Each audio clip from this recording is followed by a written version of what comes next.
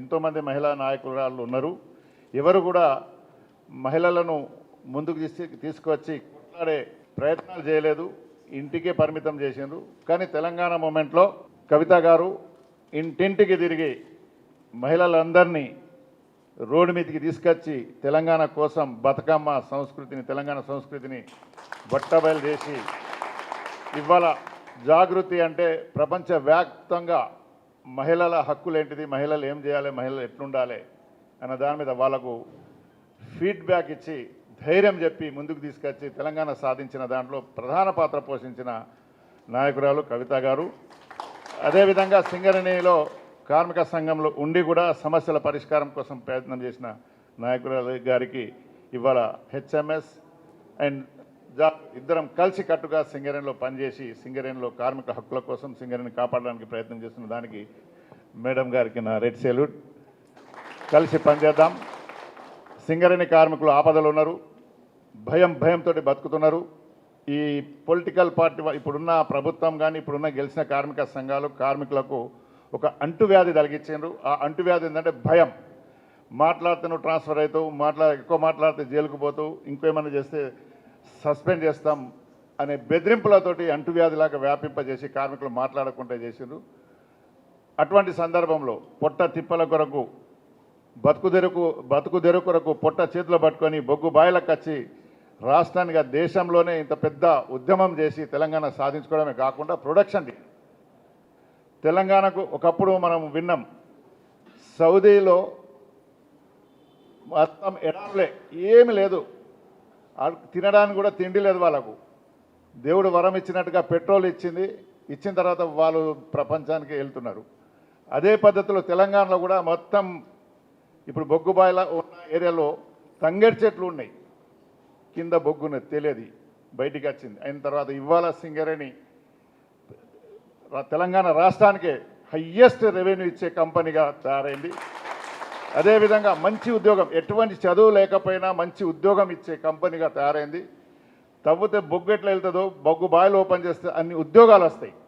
ఆ ఉద్యోగాలను పక్కన పెట్టి గుత్తేదారులతో ములాఖాత్ అయి భూ విధ్వంసం చేసుకుంటా ఇవాళ మీరు చూస్తున్న ఆ ఓపెన్ కాస్ట్ల మూలంగా ఏమైంది, అండర్గ్రౌండ్ ఉన్నప్పుడు అండర్గ్రౌండ్లో ఉన్న నీళ్లతోటి కూడా వ్యవసాయం చేసుకునేవాళ్ళు అన్ని ఏరియాలలో. ఆ నీళ్లతోటి ఇవాళ ఓపెన్ కాస్ట్ వచ్చిన తర్వాత భూ విధ్వంసం చేసిండ్రు. ఈరోజు మనం చూస్తున్నాం దేశం మొత్తంలో, రాష్ట్రం మొత్తంలో వరదలు వస్తున్నాయి, కానీ కోల్బెల్ట్ ఏరియాలో ఈ భూ విధ్వంసంతో ఒక్క వర్షం పడతలేదు. గోదావరి ఇవాళ ఎండి ఉన్నది, ఇది కనబడుతుంది. కనుక సింగరేణిని కాపాడుకోవాల్సిన బాధ్యత కవిత గారి పైన ఉన్నది, మా పైన ఉన్నది. రెండు సంస్థలు కూడా నాన్ పొలిటికల్ ట్రేడ్ యూనియన్స్, ఏ రాజకీయ పార్టీతో సంబంధం లేదు. కనుక ప్రజలను కాపాడాలి, బొగ్గు పరిశ్రమను కాపాడాలి, బొగ్గు పరిశ్రమకు పనిచేస్తున్న కార్మికులకు అండగా నిలబడాలి. మన ఎజెండా మొత్తం మేడం గారు చెప్పారు.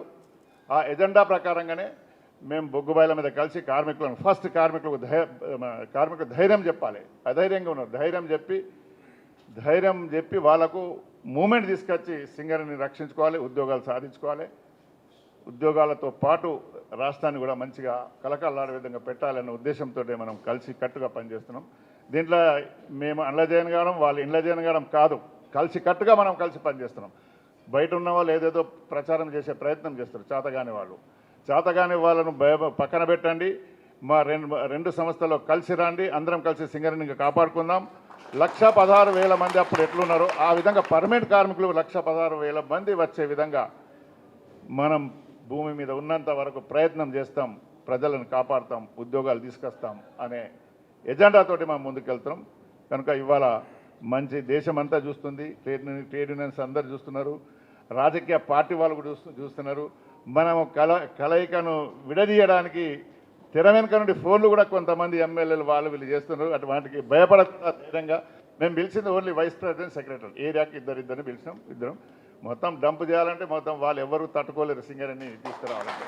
కనుక ఇది మంచి రోజు, మనం కలిసికట్టుగా పనిచేద్దాం, సింగరేణిని కాపాడుకుందాం, సింగరేణిని మంచి పేరు తీసుకొద్దాం. పవర్ ప్రాజెక్ట్ వచ్చింది, పవర్ ప్రాజెక్టు రాష్ట్రానికి పవర్ ఇస్తున్నాం మనం.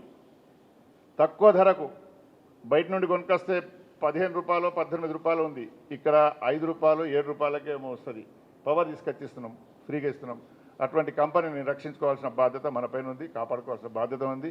దళారుల చేతుల నుండి సింగరేణిని కాపాడి కార్మికులను నిరుద్యోగులకు ఉద్యోగాలు ఇప్పించే విధంగా చేస్తామని ఈ సందర్భంగా తెలియపరుస్తూ ఈ అవకాశం ఇచ్చిన మేడం గారికి ధన్యవాదాలు తెలుపు హెచ్ఎంఎస్ తరఫున మీ అందరు కూడా వచ్చిన వాళ్ళందరూ కూడా కృతజ్ఞతలు తెలుపుతూ మన పిలుపుకు ఇట్లా మొన్ననే నిర్ణయం తీసుకున్నాం. మీరు రండి అంటే అందరు వచ్చిండ్రు, ఇంకా పోటీ పడుతున్నారు. మమ్మల్ని విలువలేదు ఇప్పుడు కాదు, ఇంకా టైం ఉంది ఉద్యమం చేయడానికి అని చెప్పడం జరిగింది.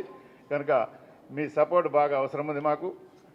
మీ సపోర్ట్ కార్మికులకు అవసరం ఉంది, ఎదురు చూస్తున్నారు. మహిళా కార్మికులు కూడా ఇప్పుడు వచ్చారు. 2000 మంది మహిళలు సింగరేణిలో ఉన్నారు. రాబోయే రోజుల్లో ఇంకా దాదాపు 2 నుండి 4000 మంది మహిళలు అపాయింట్ అవుతారు.